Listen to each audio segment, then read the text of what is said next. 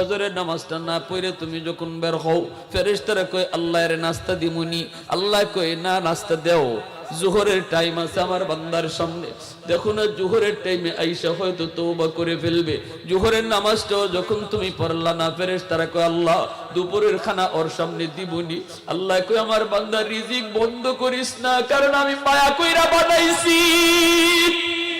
রিজিক বন্ধ করবে না, আসরের টাইম আছে, আল্লাহু আকবার, তার সামনে আসরের নামাজ।